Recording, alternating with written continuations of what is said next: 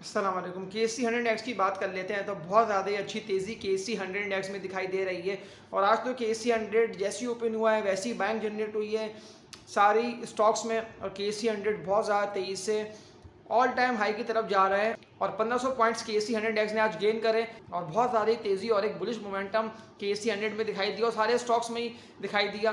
KC100 index 66,200 points पे trading करता रहा और बहुत ज़्यादा ही अच्छे सारे स्टॉक्स के अंदर ही वॉल्यूम बनते रहा। और KC100 में एक बहुत ज़्यादा ही बुलिश ट्रेंड भी दिखाई दे रहा है। और जो तेज़ी KC100 में रहेगी वो इसलिए कि इस मंथ बहुत सारी न्यूज़ें भी आनी है। UAE से ही पाकिस्तान को पैसे मिलने हैं, कतर भी पाकिस्तान में इन्वेस्टमेंट कर रहा है और IMF भी पाकिस्तान को लोन दे रहा है। इसके अलावा बहुत सारी पॉजिटिव न्यूज़ें आ रही हैं और इस मंथ तो मॉनेटरी पॉलिसी भी है। तो ये सारी खबरें जैसे ऐसे रियलाइज़ होती रहेंगी तो वैसी वैसी KC100 में एक तेज़ी और एक बुलिश ट्रेंड दिखाई देगा। तो KC100 बहुत ज़्यादा तेज़ी से मजीद बुलिश ट्रेंड में जा रहा है। और पहले ही मैंने आप लोगों को बता दिया था कि KC100 इंडेक्स 65,065 पॉइंट्स पर चला आएगा। तो आप लोगों ने आज खुद देखा कि KC100 ने वो अपने 65,000 का भी जो कि मैंने आप लोगों को बताया टारगेट वो भी KC100 ने पूरा करा और उससे ऊपर पे ट्रेडिंग करता रहा और फिर वहाँ से मजीद बैंक जनरेट हुई है। तो KC100 इंडेक्स 66,000 पर भी ट्रेड कर गया। तो अभी भी यहाँ से मजीद तेज़ी KC100 में दिखाई दे रही है। यहाँ से जो KC100 इंडेक्स का सेकंड टारगेट बनता है वो KC100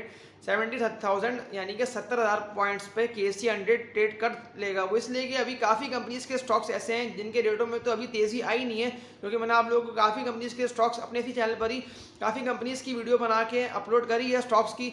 या आप लोग उन सारी वीडियोस के वॉच करेंगे और आप फिर अपने हिसाब से उन स्टॉक्स की बाइंग करेंगे। वो अभी भी स्टॉक्स काफ़ी नीचे के रेटों पर है, यानी कि अभी उनका रेट तो बढ़ा ही नहीं है।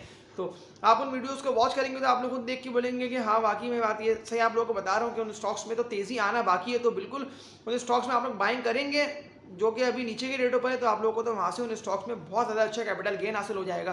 तो यहाँ मैं आप लोगों से एक बात ये बोलूँगा कि जो भी लोग ये वीडियो वॉच कर रहे हैं वो इस वीडियो को लाजमी लाइक भी कर दें और जो भी न्यू व्यूवर्स जो कि वीडियो देख रहे हैं वो इस चैनल को लाजमी सब्सक्राइब कर दिएगा, ताकि फिर आप लोगों को इसी तरह की आने वाले वक्त में अच्छी और बेहतर वीडियोस मिलती रहें, जिससे फिर खास तौर पे आप लोगों की डिसीजन मेकिंग करने में आसानी हो।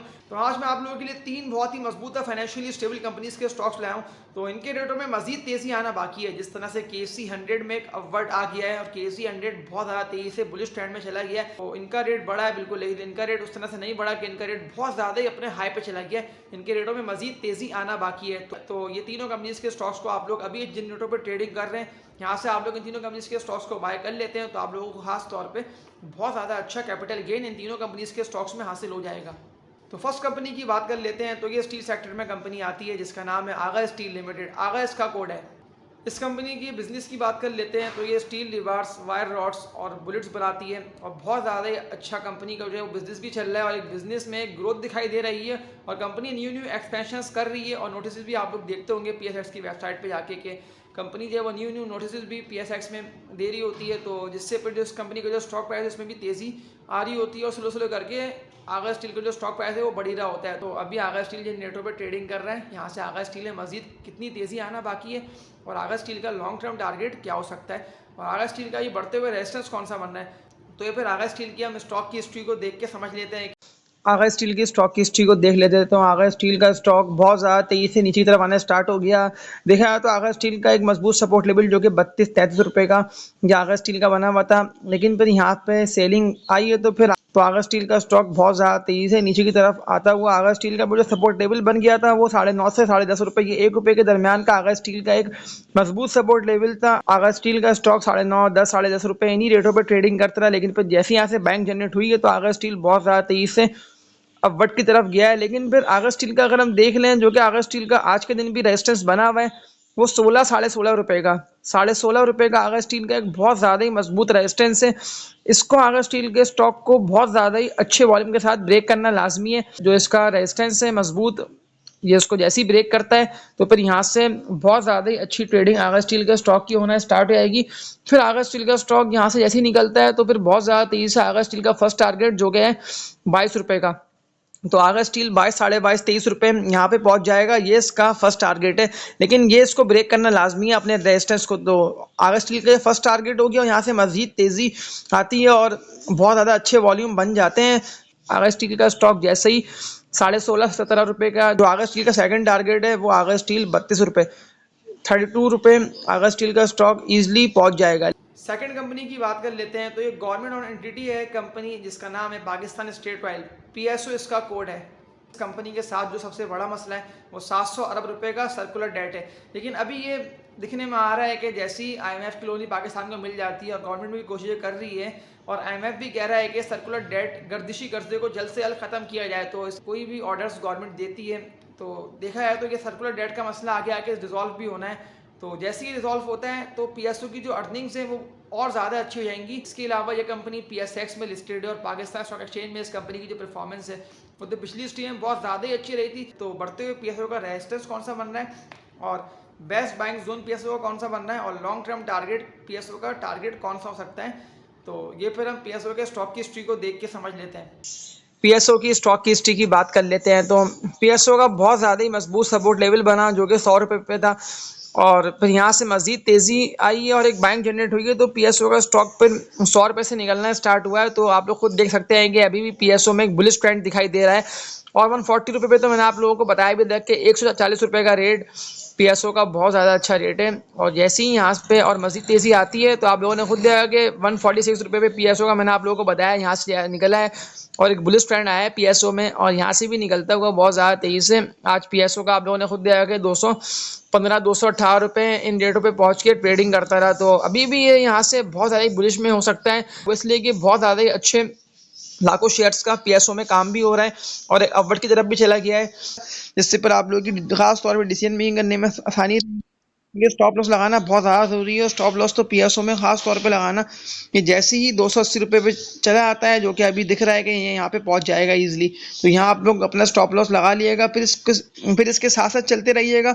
और पीएसओ का सेकंड टारगेट है 350 रुपये, यानी कि 350 रुपये पीएसओ का सेकंड टारगेट। और पीएसओ का टारगेट जो मैंने आप लोगों को बताया ये इन दोनों टारगेट्स को ईजिली अचीव कर सकता है। वो इसलिए कि देखिए पीएसओ का एक सपोर्ट लेवल था जो कि पीएसओ ने अपना बनाया 100 105 110 रुपये। तो पीएसओ का एक सपोर्ट लेवल था जो आप लोगों ने खुद देखा कि पीएसओ ने इस सपोर्ट लेवल को बहुत ज़्यादा ही मजबूती से बनाया जो कि 105 से 110 रुपये का था।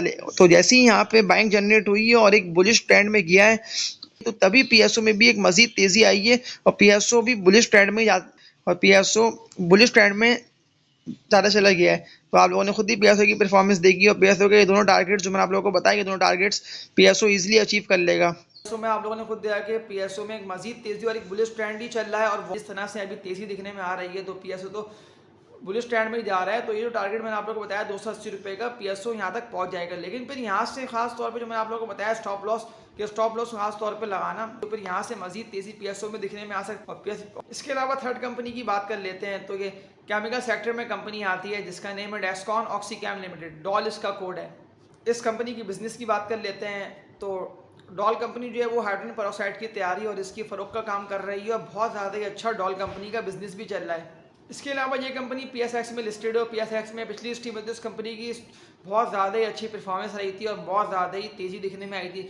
तो फिर अभी हम डॉल कंपनी के स्टॉक की हिस्ट्री को देख लेते हैं कि डॉल कंपनी के बेस्ट बाइंग जोन कौन से बन रहे हैं और बढ़ते हुए डॉल कंपनी का रेजिस्टेंस कौन सा बन रहा है और लॉन्ग डॉल डेस्कॉन ऑक्सीकैम लिमिटेड की स्टॉक की हिस्ट्री की बात कर लेते हैं तो डॉल का जो सपोर्ट लेवल बना वो डॉल ने अपना सपोर्ट लेवल जो बनाया पिछला वो 19.5 से 20 रुपये, ये डॉल का बहुत ज़्यादा ही मजबूत सपोर्ट लेवल बना और 20 रुपये की सपोर्ट को बनाता हुआ डॉल का स्टॉक बहुत ज़्यादा तेज़ी से अपवर्ड की तरफ गया। लेकिन फिर अपवर्ड की तरफ जाता हुआ जो डॉल का रेजिस्टेंस बना वो 28.5 से 29 रुपये, ये डॉल का एक मजबूत रेजिस्टेंस बना हुआ है। इसको तो डॉल अभी ब्रेक कर लेगा, वो इसलिए कि डॉल कि जो स्टॉक है उसमें बहुत ज़्यादा ही अच्छे वॉल्यूम भी बन रहे हैं और एक बाइंग जनरेट हो गई है। तो बढ़ते हुए जो डॉल का रेजिस्टेंस बन रहा है वो 32 रुपये का, 32 रुपये का डॉल का रेजिस्टेंस बन रहा है। तो इस रेजिस्टेंस को बहुत ज़्यादा ही अच्छे से डॉल के स्टॉक को ब्रेक करना लाजमी है। तो जैसे ही डॉल का स्टॉक इस 32 रुपये के रेजिस्टेंस को ब्रेक कर लेता है जो कि पिछली हिस्ट्री में भी डॉल का रेजिस्टेंस बना था, तो यहाँ से मजीद तेज़ी आ सकती है और डॉल का स्टॉक बुलिश ट्रेंड में जा सकता है और लॉन्ग टर्म टारगेट डॉल का 40 रुपये का 40 रुपये का ईजिली हो जाएगा। तो ये था डॉल कंपनी का टेक्निकल एनालिसिस। तो यहाँ से आप लोगों ने खुद देखा कि ये तीनों कंपनीज के स्टॉक्स में आप लोग इन्वेस्टमेंट कर लेते हैं तो आप लोगों को बहुत ज़्यादा अच्छा इन तीनों कंपनीज के स्टॉक्स में कैपिटल गेन तो हासिल हो ही जाएगा। और इन तीनों कंपनीज के स्टॉक्स में एक तेज़ी और एक बुलिश ट्रेंड तो आप लोग खुद देख रहे हैं कि दिखाई दे रहा है। सिर्फ आगा स्टील का जो एक रेजिस्टेंस है उसको आगा स्टील को ब्रेक करना लाजमी है और ये भी अपवर्ड की तरफ ही निकल जाएगा। इसके अलावा पीएसओ में तो मजीद तेज़ी और एक बुलिश ट्रेंड दिखाई दे रहा है और डॉल कंपनी बहुत ज़्यादा अच्छी फाइनेंशियली स्टेबल कंपनी है, इसमें भी तेज़ी दिखने में आ सकती है। ये थी इन तीनों कंपनीज़ की कंप्लीटली डिटेल्स और आप लोगों से यही बोलूँगा कि जो भी लोग ये वीडियो वॉच कर रहे हैं वो इसको लाजमी लाइक भी कर दिएगा और जो भी न्यू व्यूवर्स जो ये वीडियो देख रहे हैं वो इस चैनल को लाजमी सब्सक्राइब कर दिएगा ताकि फिर आप लोगों को आने वाले दिनों में इसी तरह की अच्छी और बेहतर वीडियोस मिलती रहे, जिससे फिर लॉन्ग टर्म में आप लोगों की आसानी होगी और आप लोगों की फ़ायदा हासिल होना है, क्योंकि मैं आप लोगों के लिए इस तरह की अच्छी और बेहतर वीडियो डालते रहता हूँ अपने इसी चैनल पर। तो तब तक के लिए अपना ख्याल रखिएगा। अल्लाह हाफिज़।